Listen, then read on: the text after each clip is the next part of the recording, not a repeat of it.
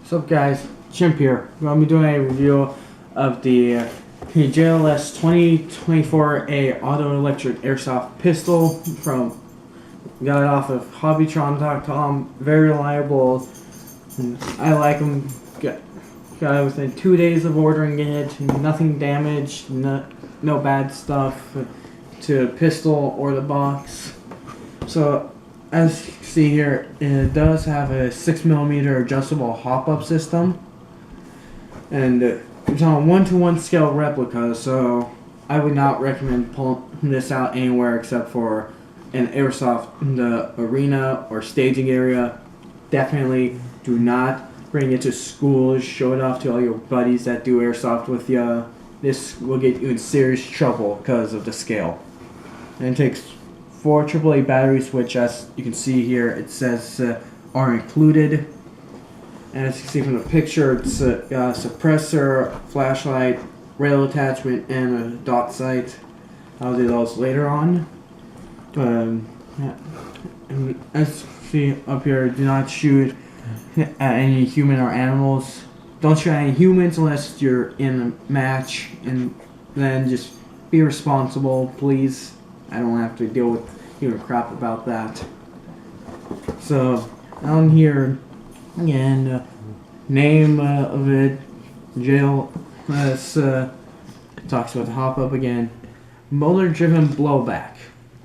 So when you have the batteries in this thing, you go pull, a motor will actually send the whole receiver blowing back for you, and you don't have to worry about, with some gas pistols, it blowing back and you're not shooting any BBs out, which I like.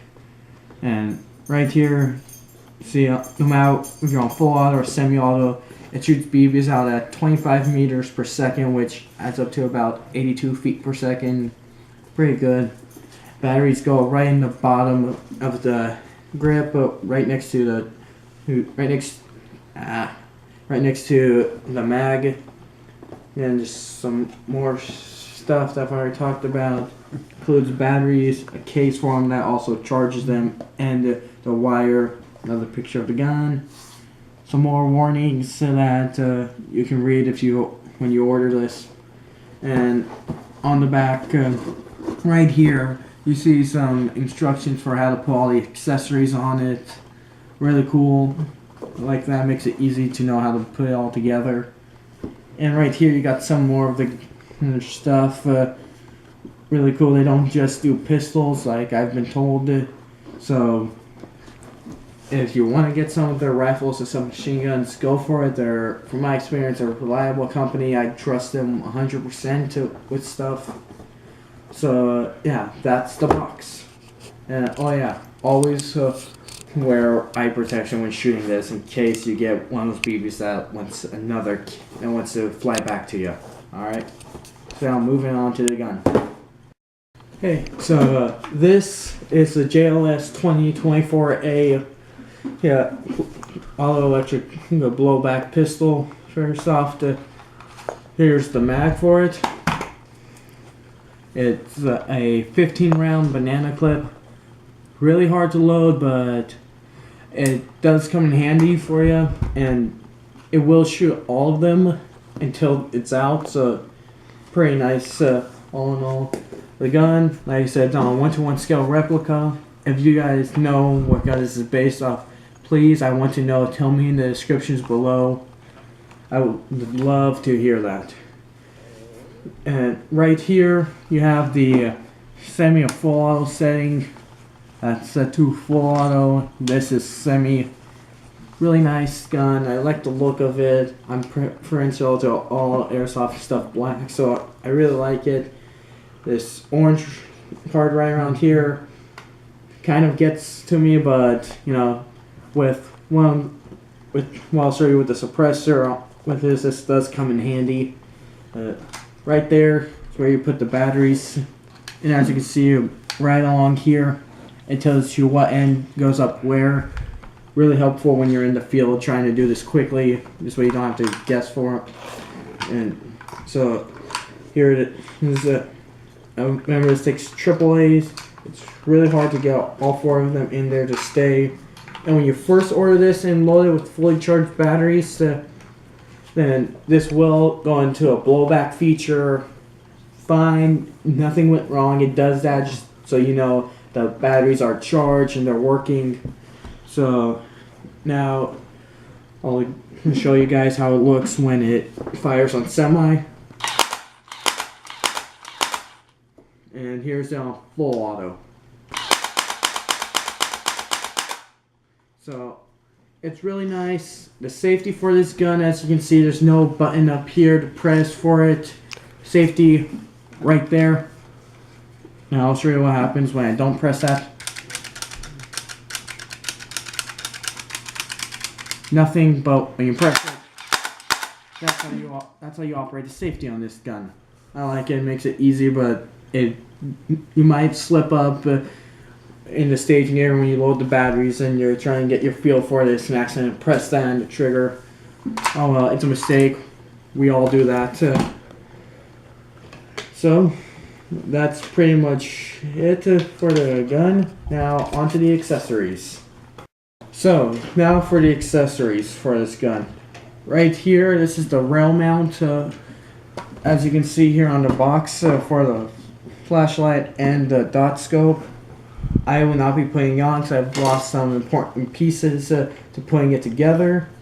But when you get them, it will come with them. Try not to lose them like me. And as you can see from the position on the box, it does in fact cover the switch.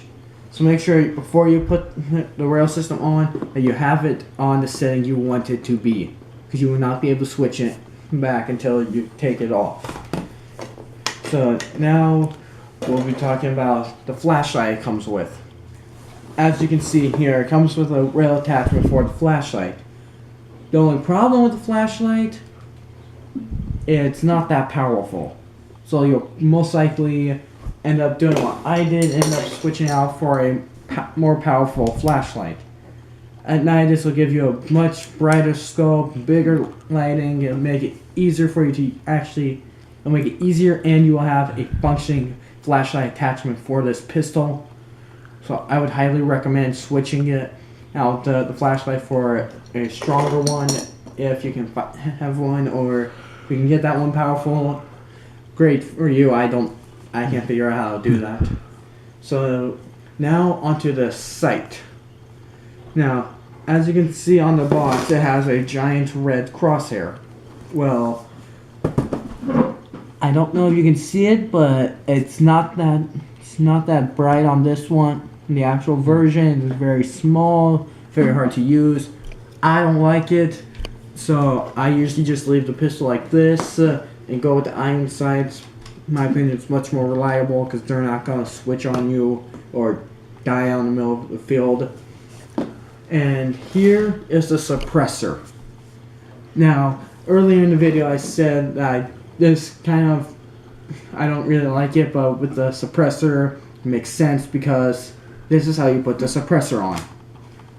Make it go into blowback, grab it, otherwise it will lock back there. Barrel unscrews off. Suppressor screws right in its place. And I'll give you a little tidbit of how it sounds with the suppressor on. Do not believe what it sounds like. It will not make it quieter. It's an airsoft suppressor. These things are notorious for making the gun louder. So it looks cool. If you want your pistol to be louder and more intimidating, then you should probably keep the suppressor on at all times. But me, I occasionally put it on for when I want to show it off to some friends that how to work the suppressor, or if I just want the suppressor to make it look cooler. It doesn't do anything other than make it look cooler. That's about it. That's it for accessories. It does come with one of these.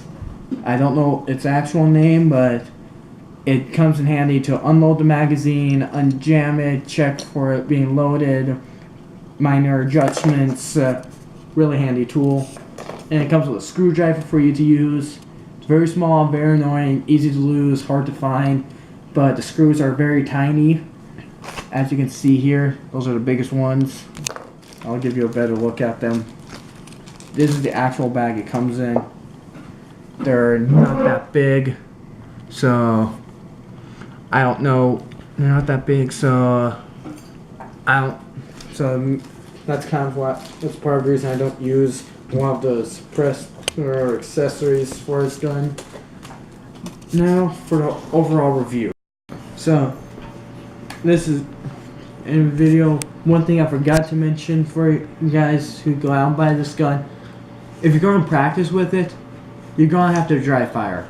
You can't just decide, oh, I'm going to have the mag empty, put it in there, not load the batteries in, and hold the safety down, and move around trying to get a feel for it. No, don't do that, because that will shred the gearbox inside and the gun will just not work. I know, because I did that with my first JLS electric pistol. This is my second one. First one, I just went crazy with that, trying to get a feel for it.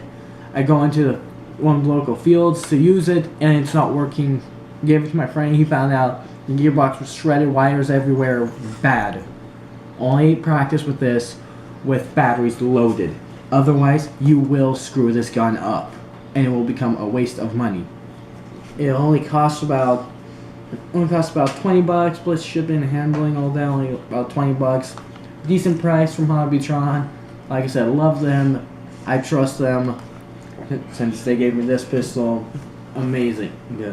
So, disadvantages, like I just said, if you hold the safety down with batteries not loaded, you will destroy the inner mechanisms. Sucks. 15 round banana clip. Insanely hard to load, especially if you're in the field and you run out of this. The pistol is done. Don't even try to load it. You will end up getting yourself killed out there. So, a Stinger P311 spring pistol from Crossman. Right here, you got the safety. Easier. People can hear you put it on and off. Good. Fully functional hammer. Spring doesn't. One of the advantages, it's quiet as you just saw. Doesn't do a whole lot. And for noise, mag was about 20 rounds. Decent, more than this thing. I attribute that to it being a banana clip. It can't hold that much because it's a curve. But yeah, 20 rounds. Pull this down. Drop your 20 rounds in. Points it back up. Eject some. Quiet. Metal. It's definitely lighter than this pistol. For this one, loading, once you get in the mag, loading the mag is going to be your hardest part. Once you get in there, easy load. For this one, like I said, you can scoot that down before you start loading or not. It's not going to make a difference. Loading goes by very fast with this, and you're ready to go. So, the Stinger's mag, easier to load, I would say, if you run out, load it in the field, because you will have an easier time.